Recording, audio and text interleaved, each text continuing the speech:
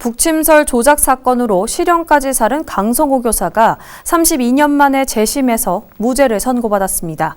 재판부는 검찰이 제시한 증거만으로는 피고인이 국가보안법을 위반한 것으로 보기 어렵다고 판단한 건데요. 이에 강성호 교사는 국가가 이번 사건으로 피해를 입은 당시 제자들에게 사과해야 한다고 주장했습니다. 황정환 기자가 보도합니다. 청주지방법원은 2일 오후 2시 열린 재심 선고 공판에서 북침설 조작 사건에 휘말린 강성호 교사에게 원심을 파기하고 무죄를 선고했습니다. 32년 만에 다시 나온 판결입니다. 앞서 강 교사는 지난 1989년 4월 제천한 고등학교 수업 시간에 6.25는 미군에 의한 북침이었다고 말하고 북한 실태 사진을 보여주는 등 2차례에 걸쳐 북한을 찬양한 국가보안법 위반 혐의로 구속 기소돼 징역 1년을 선고받았습니다. 그러나 재심 재판부는 검사가 제출한 경찰 피의자 신문조서와 압수물, 학생들의 일부 진술 증거 능력을 인정하지 않았습니다. 당시 주요 증거로 채택됐던 경찰과 법정에서 학생들의 진술은 착각했거나 수사기관 의도대로 과장 진술했을 가능성을 배제하기 어렵다고 판단한 겁니다.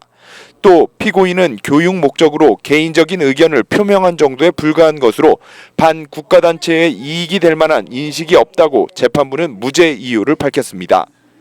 무죄 선고 뒤 그는 자신보다 제자들을 먼저 떠올렸습니다. 사제지간을 짓밟은 국가 폭력이 되풀이되지 않는 것이 중요하다며 특히 북침설 사건 진실 은폐에 관여한 관계자들은 고통스러운 삶을 살고 있는 제자들에게 사과하라고 요구했습니다. 사제지간을 짓밟은 국가 폭력은 두 번 다시 되풀이되어서는 안 됩니다. 전교조와 저 강성호 교사와 무엇보다도 30년 동안 고통스러운 삶을 살아가고 있는 저희 제자들에게 사과해야 한다고 생각합니다.